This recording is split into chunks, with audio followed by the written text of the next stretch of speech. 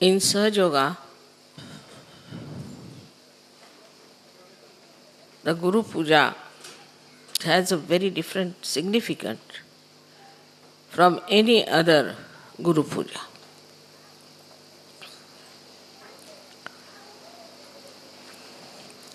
When you worship your Guru, you are also worshipping the Guru within you.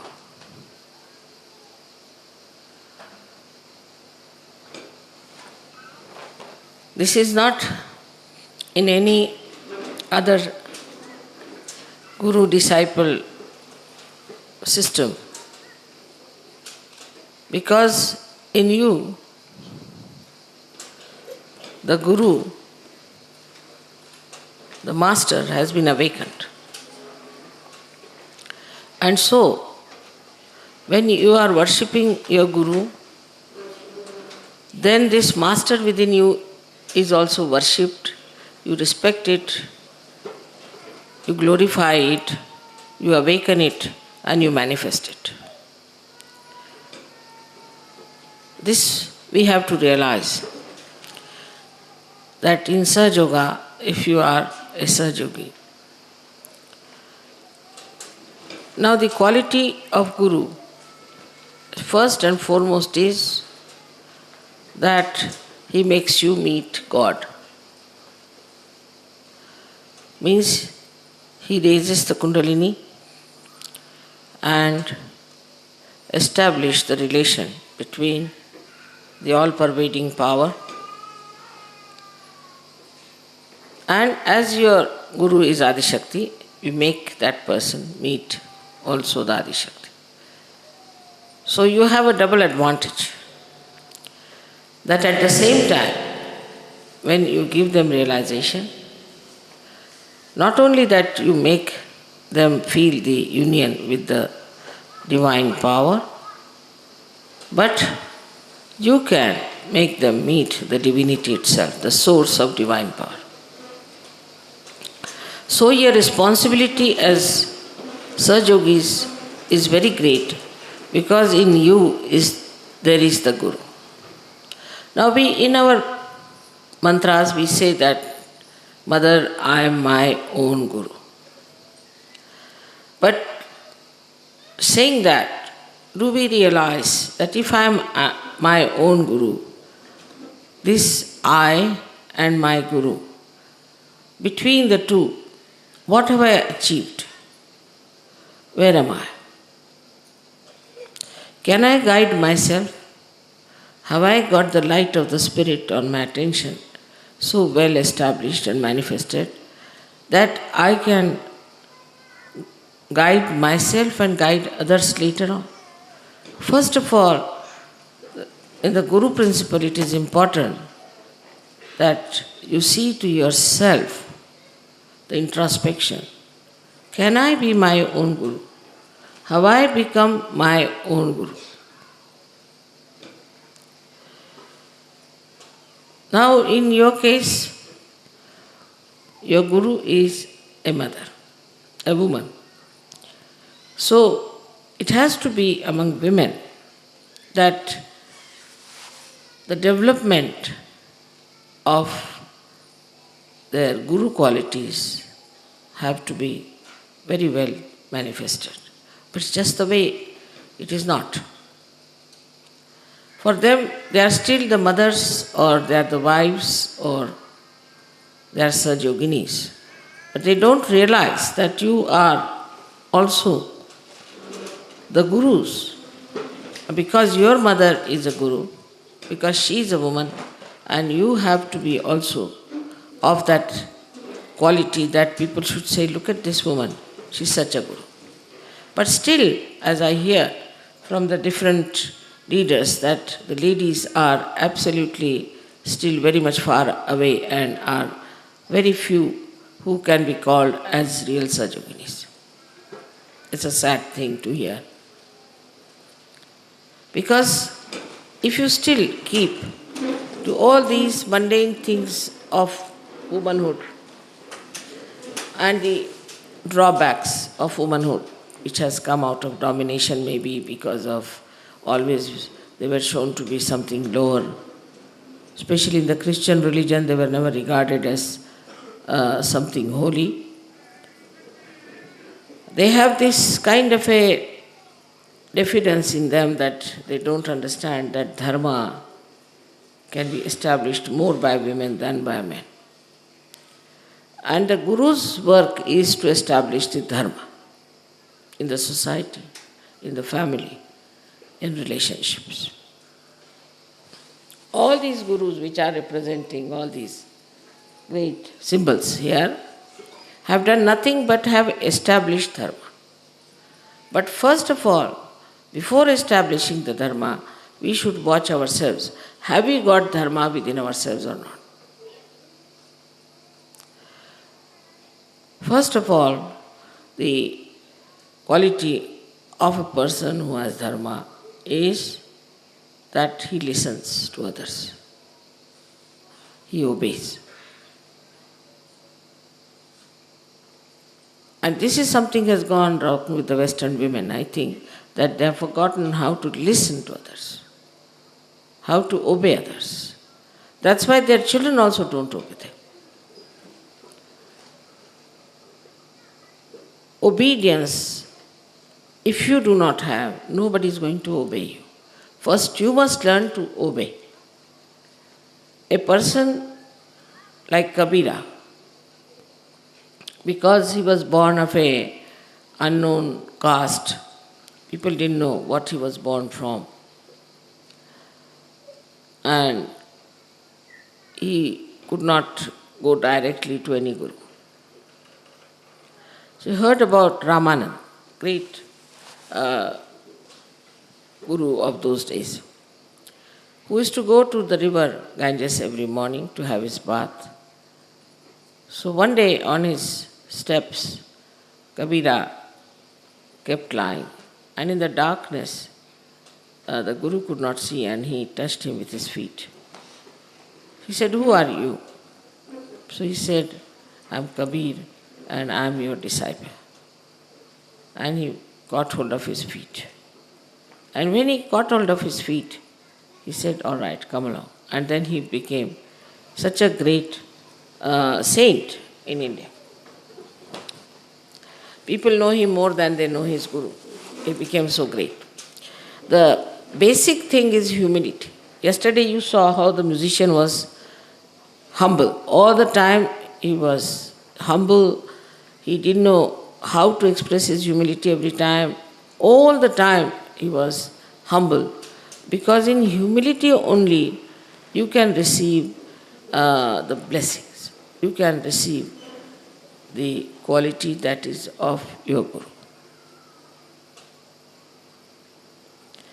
Now for a guru, as you have seen, that in my own way, in my own image, you have to come up. First of all, your life should be absolutely transparent. Transparency is the essence of Sahaja Yoga. Everybody should know what you are doing, where you are going, what is the way you live, what is the way you are behaving. I have seen people who are gurus, also in the sense that we call them leaders, or we can call them sub-gurus, or they cannot be called as priests, but I can say communication centers as they are. In them, you find that they are very fussy type of people. Always think about their body, always think about their comfort, always grudge about what's nobody looked after them, as if they suffer from persecution mania. Or they will grudge about food. I didn't eat my food for one day. It doesn't matter. For a guru, it's better to starve for about 3-4 days nicely, so that you get over this idea of hunger. You'll be surprised, since I'm here, I have not eaten anything much, just drinking something, because just the guru has no hunger, right? Because it is in your stomach, the guru vibrations are so much that you don't feel like eating anything. So then what do you eat and how do you eat and all these things that we have given up to come to Sahaja Yoga, So even if leaders have this nonsense in their head, what do you get to eat? I mean, this is the basics, absolutely. And when I hear some people telling me, oh, what did they eat and how did they eat and all, it's like I feel they are like tourists in Sahaja Yoga. Just come in Sahaja Yoga like tourists to see places and go around and to know where you get, in what restaurant you get good food and cheaply. All this is so basically, absolutely not a manifestation of Guru principle. Now you have seen your Guru as she is. I do not know what I eat, what they give me, what I want. They go on giving me whatever they think I like. And I just don't know if I like that thing or not, or what is it. If they ask me, Mother, what will you have? I said, what will I have? I don't know really. What will I have? Anything. So there has to be no choices. First of all, not to waste your attention on choices. Of course, only on vibrations. I mean, supposing you go to a restaurant, find all kinds of funny vibrations there, people are getting drunk or anything, then of course you should say. But all the choices must be based on vibrations and not on material things. That you get something nice there, let's go there, and they'll travel for 50 miles to go eat something nonsensical. It should be all nonsense for all Sahaja Yogis. And when I say Sahaja Yogi, it means also Sahaja Yoginis. So the food part of it is aswada. We should not have any taste for any special food. Especially in France, to say that people may not like. But French are very, very conscientious or aware about the food part. I don't know how far they make really good food, but at least they think they eat very good food. So, the eating of good food is a kind of a addiction. It's a kind of an addiction. It's something like drug, that you must have good food.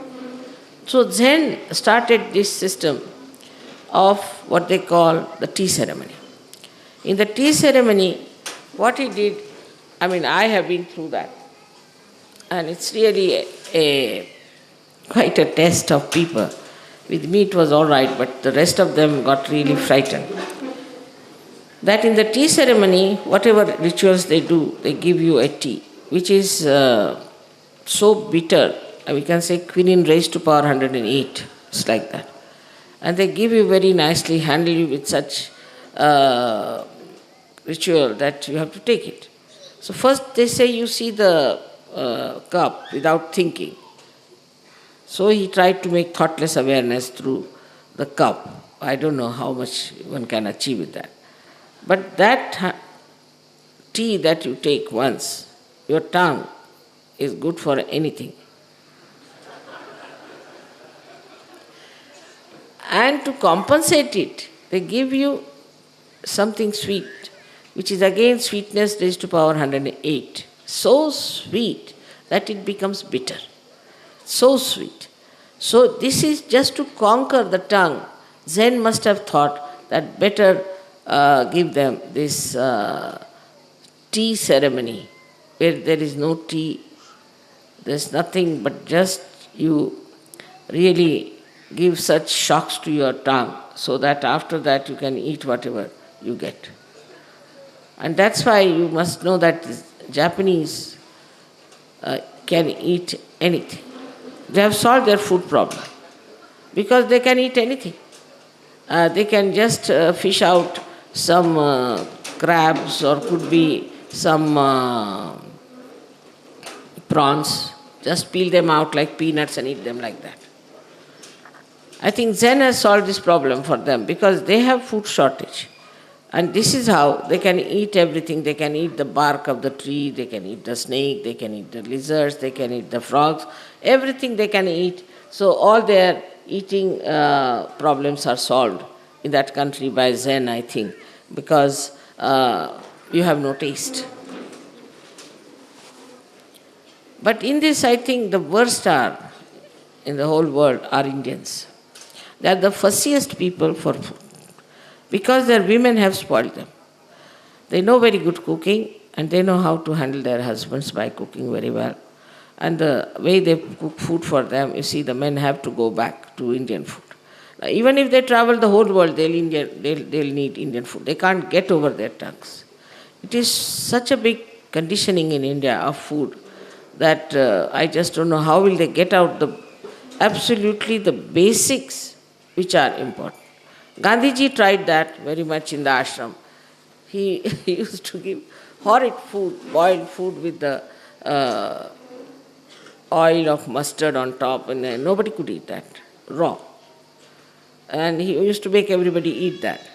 Not only that, he would make them clean the bathrooms, WCs, everything, so that you get rid of your nose also, that you need everything. Because so many people, while eating also in India, will put something to their nose, so they smell everything. So they're oversensitive to their tongue and to their nose, but not to their eyes. To eyes they are not. For eyes, I would say the most sensitive people are Japanese and Chinese. And also the Western people are very much sensitive because they don't like to see anything dirty, filthy or ugly. Indians won't mind any dirt, filth, anything, just like dogs and horses or buffaloes. They can walk through any dirt, filth, anything. Nothing matters to them. Anything ugly, ugly building or an ugly dress or anything is all right for them. It doesn't matter. To their eyes, it doesn't matter at all. Only thing, kitchen should be clean, and they are all the time in the kitchen. So we don't have to learn all these bad things from Indians. There are some good things they have. But there are certain things, theirs are very bad conditioning. And the next to that are, I think, the French. But if you eat English food, you can become quite good because there's no taste in English food.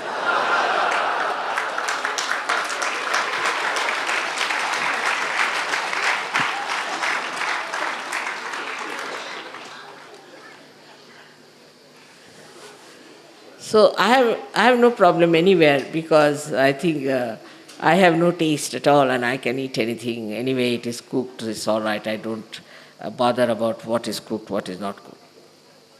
But if you have some French people for a dinner in a restaurant, they'll spend 45 minutes deciding what they are going to eat. I mean, what a waste of energy.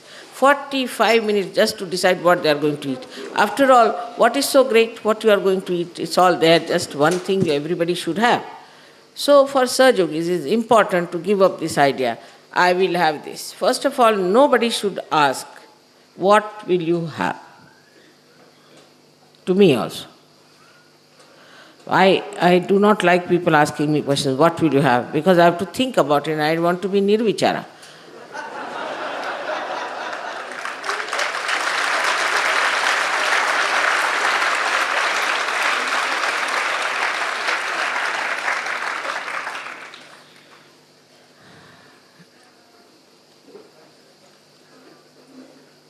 So, this is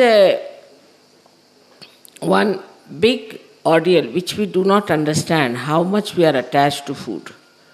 And food goes in the stomach.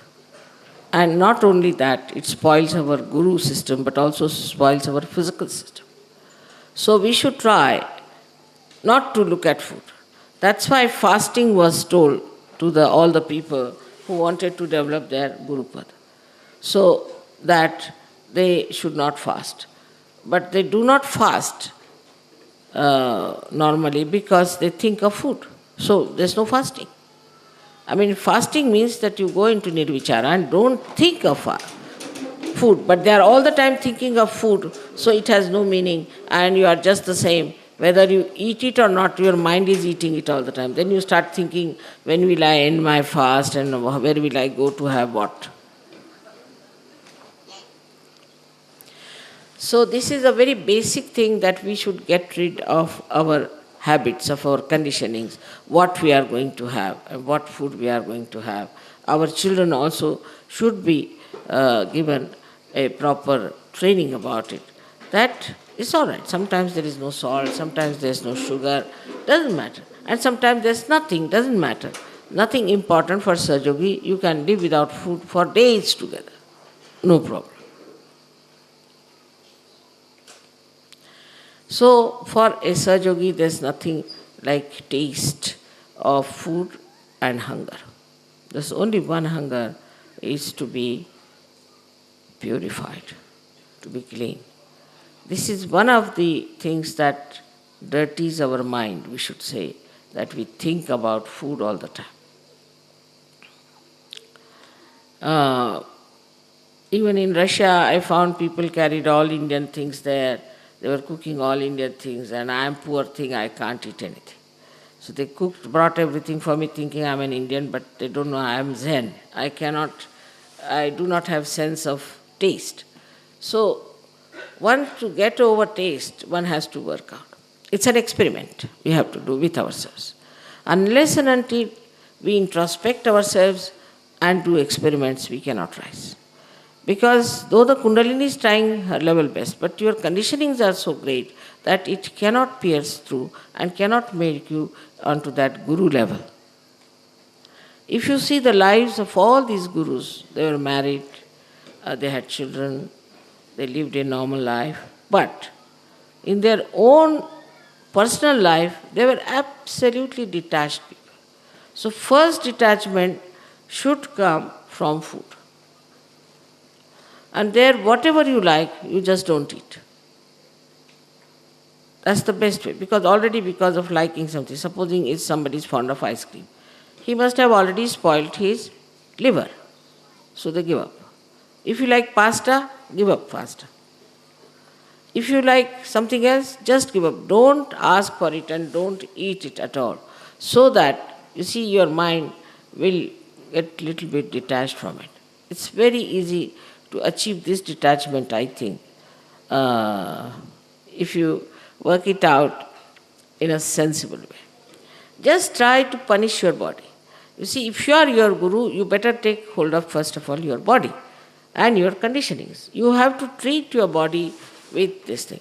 I am told many girls who are married abroad are still making their Indian food and eating that. It's horrible it is. They should starve. If they starve for, say, about 5-6 days or maybe 8 days, then they'll eat any food in any case. That's why the fasting is given. So one should adjust oneself to any kind of food you can have. And if you want to survive, then you eat anything. So just make it a point that you get rid of this very simple conditioning you have of liking the food that you want to eat and you don't want to eat. I think a Sahajogini or Sahajogi who cannot get rid of this little thing, then how can you call him a Sahajogi? I don't know, he's very asahaj. Because the other day I met one lady. I said, what is the matter? Where have you been? She said, I've been looking out for some sort of an Indian ingredient. I said, how can you get it here in this Spain? You cannot. Why? Because they asked me to make Indian food. All right. Then without that, can't you make Indian food? What is the need to run all the way, whole day for one small little thing called hing? There's a big name for that. It's a small little thing. Just to get that, she had to run all over the places to get it. So, for people who are Sahajogis, if they are such, whatever is available, you can make something nice out of it and eat it. So that shows what? Shows sagacity, shows trupti, shows your satisfaction. And that is one of the manifestations of a guru, that he is a satisfied soul. He is just self-contained, doesn't bother. Now, for example, some people, especially in the West, thank God they are not spoiled by their wives so much. They don't have so much of conditioning. They can eat anything. I've seen that when they come on the Indian tour, all the Indians say horrid food was given and the poor things were eating that horrid food and this and that. And I asked them, which place you like the best? They said, Brahmapuri. I said, They were saying Brahmapuri had the worst food and everybody was complaining. No, Brahmapuri was the best because we could bathe in the river and we could sing and we could enjoy it. So that's the sign of one thing to get rid of your bad habits of food business. Now the second part is, for the body you need comforts. I must congratulate the Western Sahajogis that they may be coming from any walk of life. I must say Indians have to learn from them. They may be coming from any position or status. All of them enjoy the comfort of the spirit when they travel in the tour. They do not ask for, I haven't got a chair, I haven't got a bed, I haven't got a proper things. In this way, you see, you will realize that the body comfort is of no importance. We have just spoilt our body. There's no need. No need. Body, you put it anywhere, will sleep in any case. If you cannot sleep for 2 nights, all right, put on some music for 1 night or 2 nights as we had here. You will sleep anyway.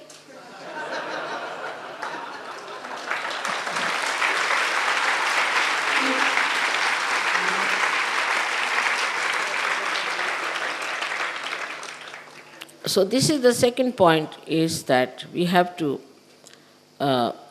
give up body comfort. But the third point, where I think the Western people falter, is their materialistic attitude.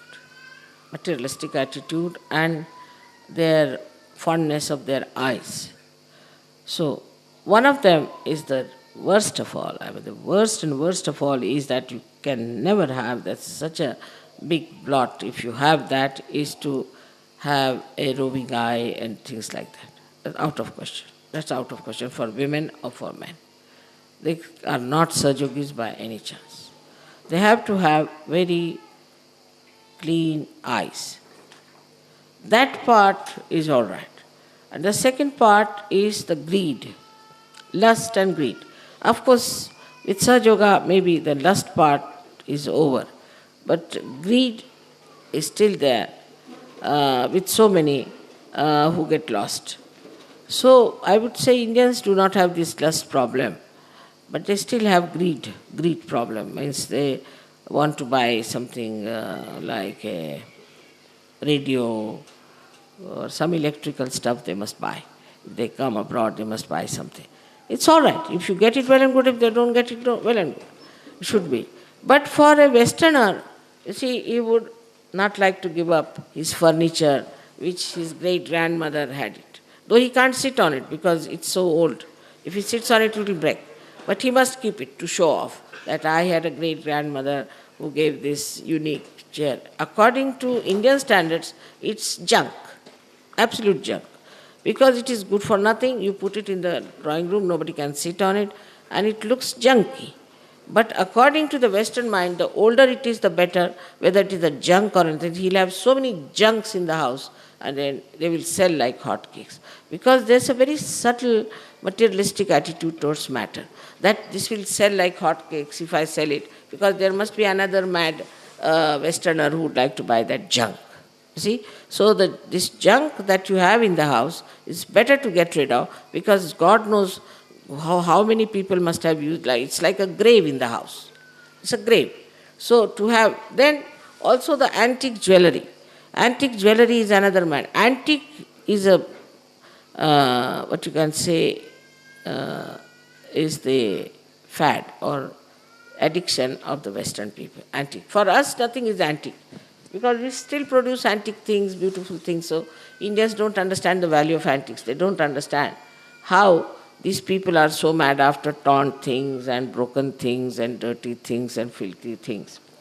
But the Western mind has been brought up that way.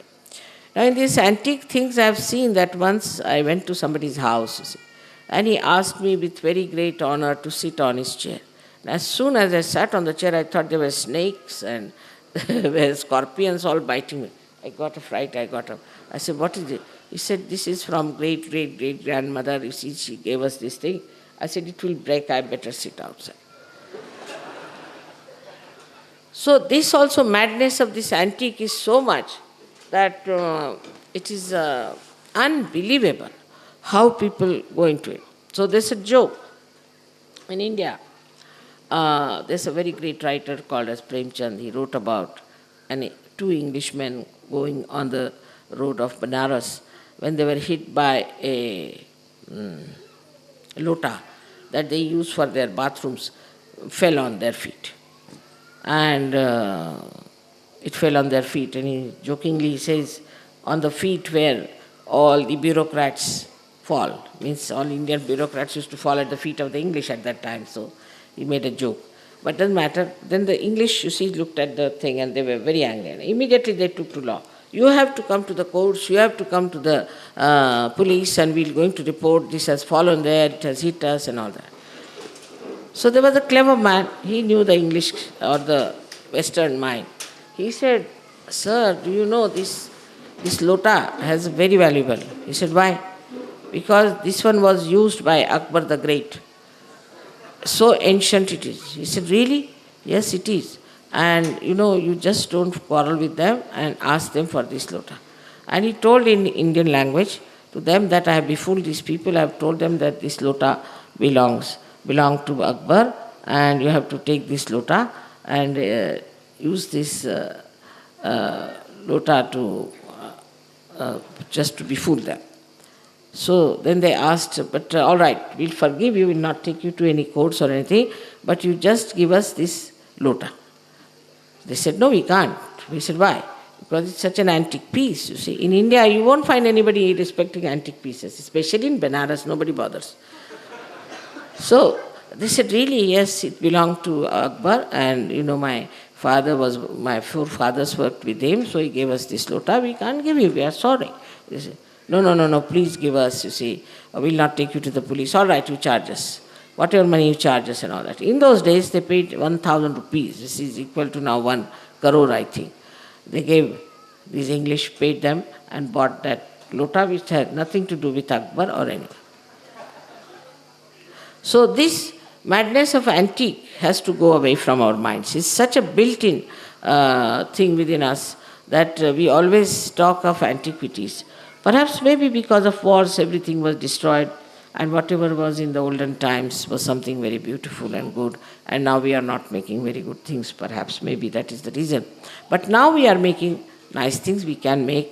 Now in England I was surprised the old crafts are coming up. Everywhere I go the old crafts are coming up. So to respect antiques means you just stop making the old craft revive. Because you pay so much to the antiques, the same thing made today won't fetch the same price as it was.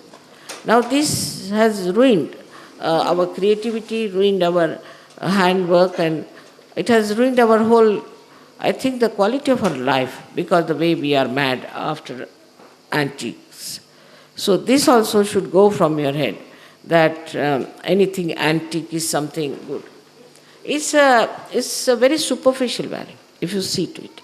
Because people have think that antique is something expensive. It's just a marketing style that people have felt that this is expensive, that is expensive, so it's something great. To wear something stupid and to say that this is antique jewelry and go about. I mean, God knows how many people must have used it and must have worn it, and what must be the feelings of that person. So we have to understand that this conditioning that we have in our heads, that we must have something antiques with us, keep something of such value. I mean, these questions never arose before, so it's not written in any books. Any one of the books of the gurus is not written that don't care for antiques. They have written don't drink, don't smoke, all other things which spoils your nabi. They have written all these things. But they have not written that don't worry about antiques so much. You see, and I find that's a craze nowadays, and so we have to tell people that we have to be careful. Moreover, I feel the very people have gone to drugs, and that maybe that because they use so much antiques that the bhoots from the antiques must have got them. Can't understand that why people are so melancholy all the time, crying, weeping and all. So the conditionings of these matter as we think it to be is to be absolutely taken out. Of course, I mean, in certain countries we should say that the antique things were made were good and nice. But only because something is antique should not be respected, because of its intrinsic value of aesthetics, that it's all right. But one has to see first of all the vibrations of everything. If the vibrations are good, then you should accept. Otherwise, because we have the language of vibrations. And we have to use the language of vibrations. Once you start using the language of vibrations, you'll be surprised how you will get complete picture as to what is to be done.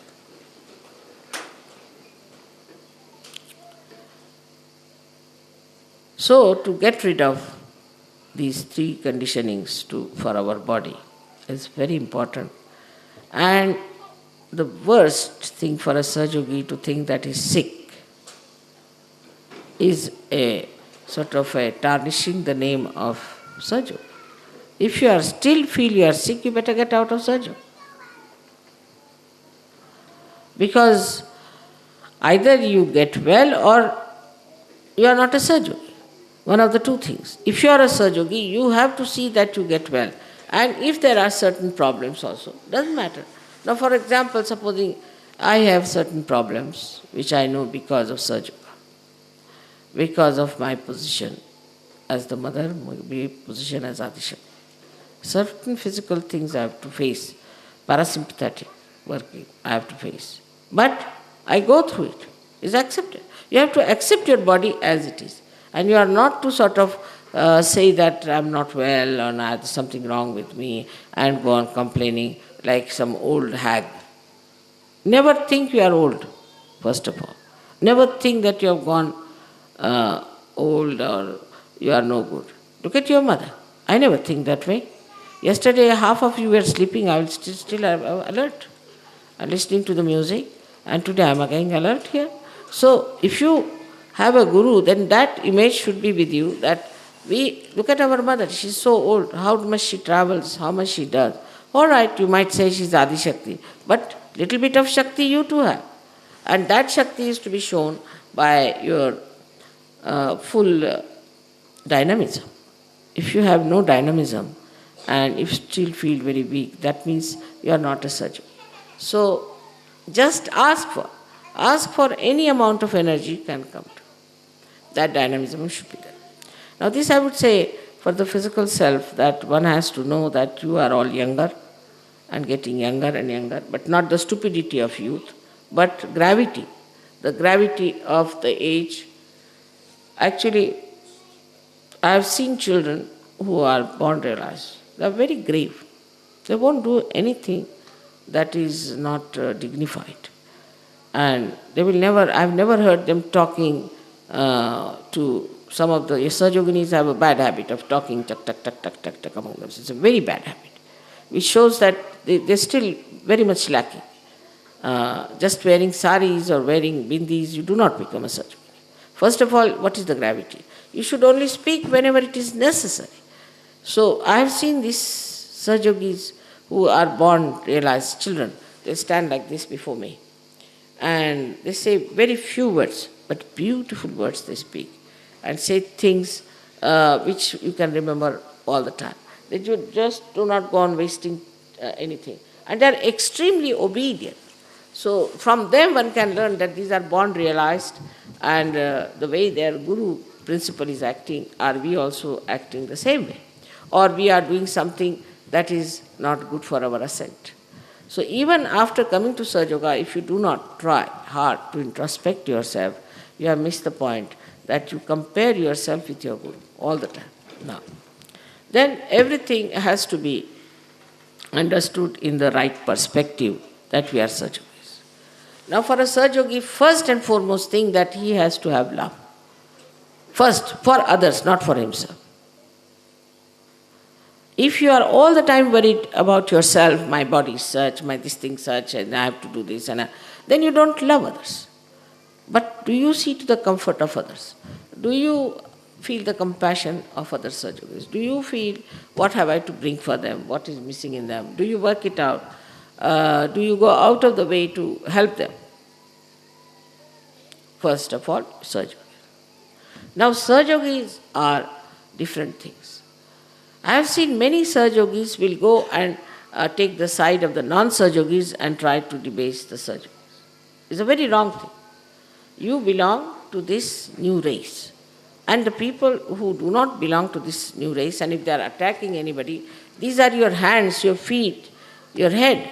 And if they attack it, it is duty bound that you help them instead of helping the others. Maybe something wrong with this person, doesn't matter. You need not show all the fair play there. In that place, you should support a Sahajogi out and out. Later on, you may correct and you may tell that person, you should not have done like this, it was wrong. So this dignity and this understanding comes only through silence. But if you are chirping all the time, talking, tuck, tuck, tuck, tuck, tuck, tuck, tuck, tuck, it can never can make you deeper person. You'll be just flying in the air with all that. So for women now, is best is to take to Mauna, is to keep quiet. Just keep quiet. They all the time want to talk. I have heard from all the leaders that it's a big problem with women. They just go on talking stories, telling stories. But if you ask them to come and speak, they'll start shaking. How many can give speeches? Women. If you understand that if you cannot give a speech, you better not talk also. You should be able to give a speech because your mother is a woman, she gives speeches. Why can't you give some speech? You cannot. If I make you stand here, you will be shaking. I know that. But if it comes to murmuring souls, you are there. So that is one thing women have to be very careful. And as today is the Guru Puja, I have to tell you things, not as a mother, but as your Guru. That if you have to ascend, the best thing is for you to stop talking. Maunam sarvartha sadhanam. Maun means to keep quiet. It gives you all kinds of facilities. Just keep quiet. If somebody is talking too much, just keep quiet. If somebody is trying to criticize, keep quiet. That's your silence. That's your right. That's your domain. That you can keep silent. Just watch that person. If it comes, then to answer, then you can answer better. But if somebody is trying to attack you, just keep silent. But this silence has to be established. And one should only establish by not talking too much. I have seen also when I am sitting here, I have seen women talking among themselves. And this is very wrong. You must learn the silence. Like yesterday I saw so many ladies also were walking out, walking in. In the church, will you do that? You won't do it. In the church, there is no Christ. There is a horrible priest sitting there. But you cannot do it. You all keep quiet. You sit there nicely. I have never seen anybody walking out here and there and doing all kinds of things, putting the children in front like that, making them sleep. Never. Can you do that in the church? What a disciplined people observe in that church, which is an artificial place. And where you are now, that kind of a silence has to be there. And that kind of understanding, that depth, that awe has to be there. But because we have not yet developed that Guru thing, if you have developed it, then immediately it will work out. You will see your gravity will show in your behavior. So this is for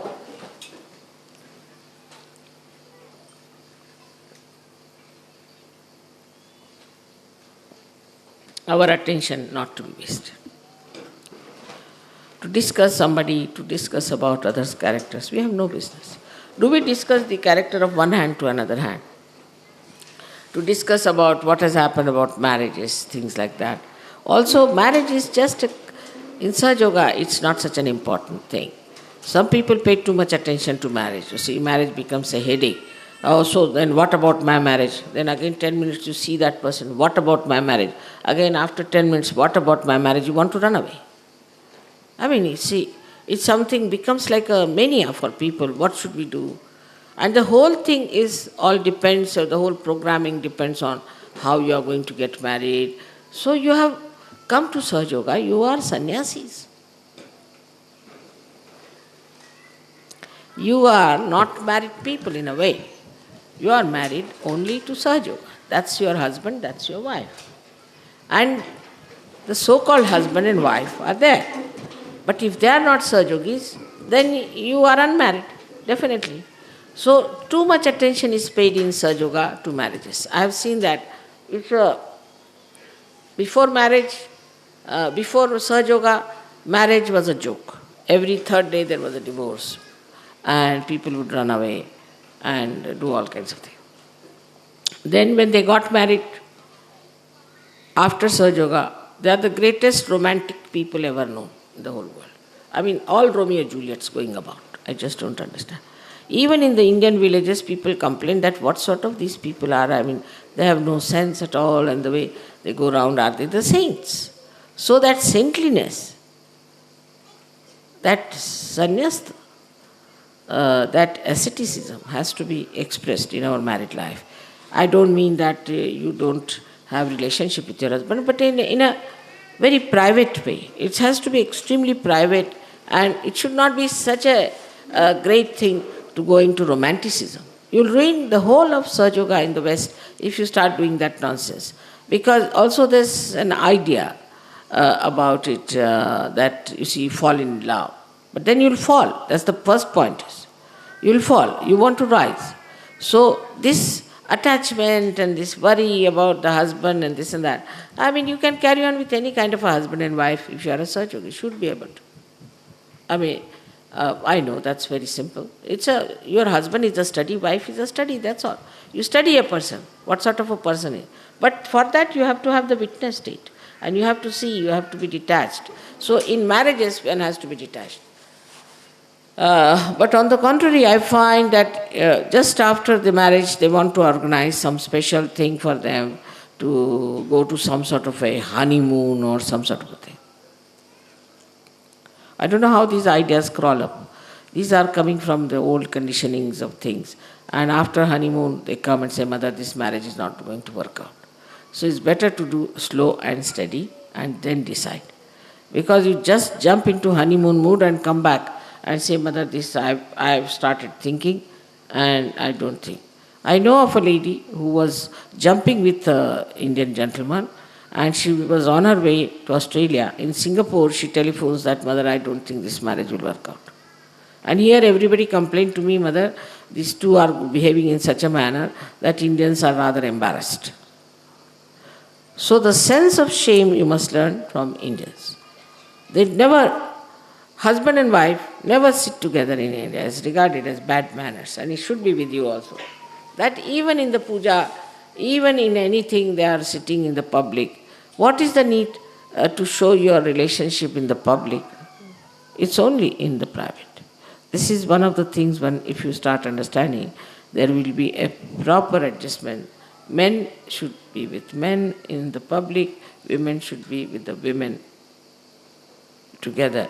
But the women or men, whatever they are, whatever are their bad points should not be brought back. Like I would say, the men have jealousies and they have power orientation, and they discuss about leadership, and they get a shock if you tell them that you are not going to be a leader, as if they think leadership is something very concrete. It's the greatest myth ever going, is this leadership. There's nothing like leaders in this Sahaja Yoga. It's just a joke. And your mother is very good at playing serious jokes. So be careful. Don't be childish about it. You have to understand that this is a big joke going on. And it's just a testing point. And if I test you wrong, you can tell me, but I think this has worked well because I can test people very well on that level. And immediately I know when the person gets onto the horse of ego. So, for your mental attitude has to be different, and our priorities have to change. Our priorities have to change. What are our priorities?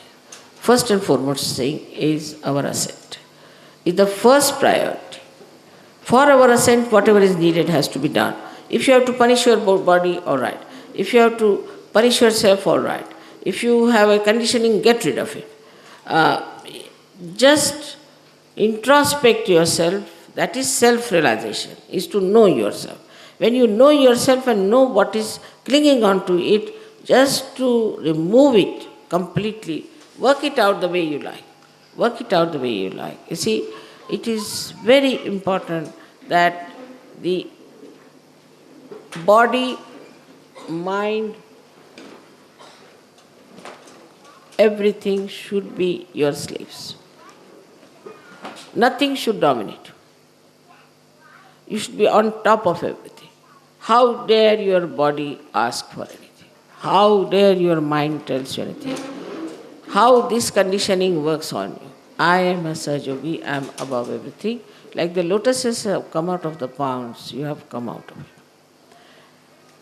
We have so many proofs to show that you are realized souls.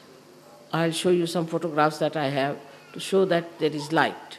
I can put light into you, they are all enlightened. But in my presence, if you become the light, you must carry the light outside.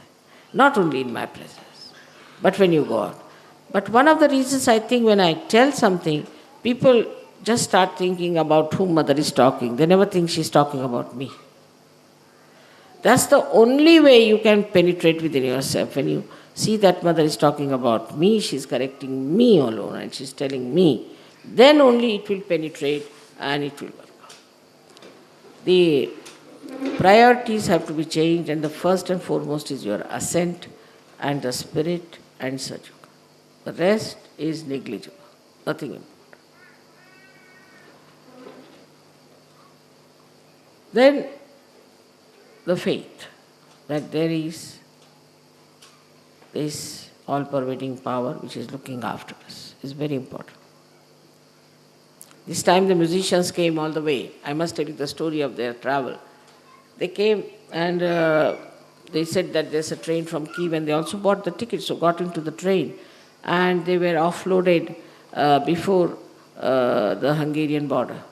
They didn't know what to do. They had no visas, nothing, and not so much money also. They thought we are on the train. They said, no, you have to go cross over and go to Budapest. And they didn't know where. They were standing on the road. But they were all laughing and enjoying. Must be something in store for us. Nobody felt that they were in trouble or anything. So surrendered. So suddenly they said the custom people came and surrounded them, and they said, what's the matter? How are you here with all these bags and baggages? So they said, why are you here? They said, we have come for a concert, and they said, musicians we are, And somehow or other they started melting away. And then they gave them realization. 6 of them got realization. Now can you believe the power of love? And the custom officers, they offered their own cars, took them down to the other side. It's never happened with custom officers, imagine. It would be like shaving their teeth off, I tell you. The way, if you can do that to the custom officer. But it happened. And they came to the other side and left them there. Now they didn't know what to do. They wanted to go to Budapest. They had to walk about 2 miles or something to the station. So they're waiting there. Well, they said that, Mother, you sent maybe 2 Yugoslavs came in a big bus of 49 people, all vacant. They stopped the bus and said, what is it? Why are you here? So they said, this is our problem and we have to go. So they got into the bus. When he was driving them down, they thought of talking to him that why not you take us to Milan? And they managed. And they were in Milan. It's so remarkable. So to have faith completely in yourself and in that power which is surrounding you.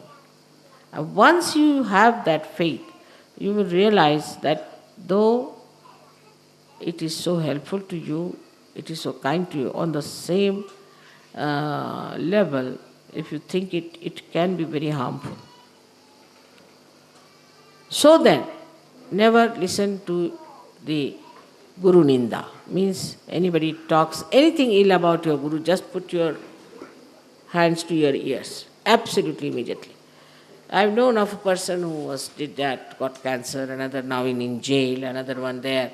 So anybody is saying like that, just put your hands, because now you know that. What is your Guru?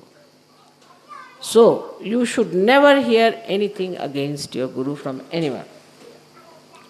The other day, one gentleman asked me a question, a newsman. He said that I'm told you have made a castle for yourself. I said, I have paid for it, I have made it also. It was a horrid place, no doubt. But there are only Sahajogis staying there, I am not staying there. That's the best part. But that's all I said. But on the contrary, they never go and ask these questions to any gurus or anything. Because the disciples say, yes, so what? We want to give to our Guru money and this and that. They never ask. But through Sahajoga or myself, I have cured so many people of incurable diseases. I could have minted money. For curing one cancer patient, I could have made a castle myself. So when people say like that, you should say, do you know how many people she has cured? How much money she could have taken from them if she was a doctor or she was a false guru? How much money she would have made out of all of them? Then they will understand. You see, because they are being materialistic, they talk like that. And their attitude is very different. And so to tell them off is the best way. Because I've seen that these press people are absolutely harassed by the disciples of the false gurus. Just they cannot criticize. They cannot say a word against such false gurus. While I find that Sahajogis still lack that complete faith in themselves and complete assertion. Where you have to assert, you must assert. For example, anybody says something wrong against me, you have to assert. Must say no, not possible. It's not. But I've seen some people asking me funny questions who are Sahajogis also. So, the first part is that to see how much we are sensitive to spirituality. I've seen Sahajogis supporting somebody who is so negative, you can't even bear that person, and such a person is something great. While somebody who is so good, they cannot make it out. So what's the use? Your computer is so faulty. The planes will have to run up and down if you have such a computer as Sahajogis are, because they just the other way down. A person who is good in Sahaja, who has got vibration, he may be simple, he may be unassuming, he may not be so rich, he may not be so educated, may not be from some good universities, anything, but you must see the vibrations of that person. What sort of vibrations that person has, and then you should judge.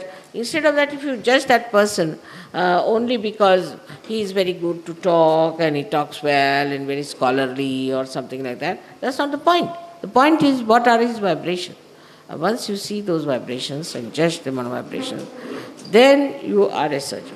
Otherwise, I would not call you at all a Sahajogi, but for a guru it is very important.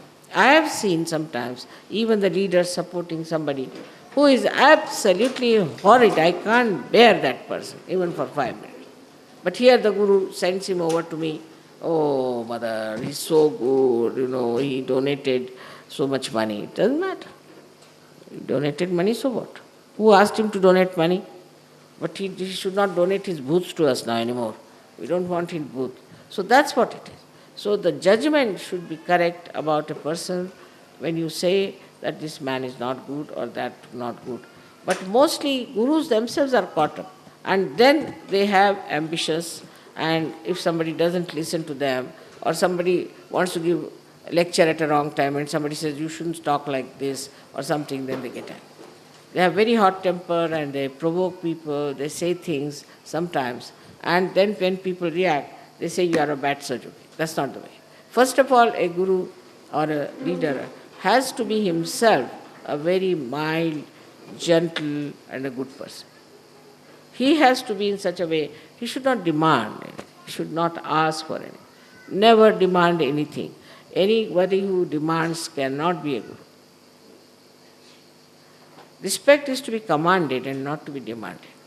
And so, everything works out well if you understand that once you rise in your ascent, in your wisdom, in your awareness and in your spirit, automatically all these things happen. You don't have to ask for anything. You don't have to plead for anything. You don't have to complain for anything. Everything works out. You are looked after by all the ganas, by all the angels. They are there. You are on the stage. But if you are halfway, then they play tricks with you. See, they play tricks. They make you falter. You have problems. You go here, you go there. All these things happen. And then you say, Mother, how is it this happened? Because they are also jokers. So they play jokes with you. And they make problems for you, just to make you understand that you are doing wrong. So we are on a stage where there's a beautiful security, everything is there, and we have to give to the world such a great thing like Sahaja, which is for the emancipation of the whole world, as you realize. And so also I hope you realize your responsibilities. There are so many things one has to understand, how one has to be, as a guru, how he has to act and how he has to work out. Now I have given so many lectures on guru things, but for today's lecture, only I have to say that first thing to have a guru system, you must have complete humility. Now, with me, I would say I am too simple and I am Mahamaya. So you be very careful. You cannot take liberties with me. You cannot take. If you try to take too much liberties, that means you are not a disciple. A disciple has to keep a distance from the Guru. You cannot just take liberties, walk into my room every time, sit there for hours together, chit-chat with me, nothing. You have no right. Only when I call you, when I ask for you, you should go. Then you should not force things on the Guru, that please come and listen to this or do this. That should not be so. For example, yesterday nobody told me there are going to be these music programs or everything arranged. So we have to report everything to your leader or to me. All those things that you want to do. And it should be really transparent. Like this hand knows everything that this hand is doing, and this hand knows everything that this hand is doing. In the same way, everybody should know each other. Then the gurus should not have jealousies for each other. I'm just telling you, because also I have found out that there are certain jealousies. And when they talk, there is a little bit of, he is good, but this. When they enjoy each other's company, because they have reached a certain state, and they understand this is the state we are in, when they enjoy each other's company fully and appreciate each other much more than anybody else, the Guru's company, all the company of the leaders, if they enjoy each other, and there's no jealousy, there's no fight, there's no problem, but just the enjoyment of the company, then they should know that they have become Guru. Now, all of them never fought with each other. They supported, actually it is one principle was born again and again. But only the satanic people, they will fight among themselves, not the godly. And also, they will talk against the person who is a realized soul or who is an incarnation, but never against themselves. It's very surprising that the satanic people, though they fight among themselves, there are jealousies, they will never talk of each other. But here I find that in Sahaja Yoga we have freedom. But freedom is not abandonment, it's the freedom with complete rules and regulations of the divine with us, and we have to know them that this is the divine law. So all of us are now sitting like in a big vimana, like an aeroplane, and we all have to land into the beautiful area. But first of all, we have to develop that humility in your heart.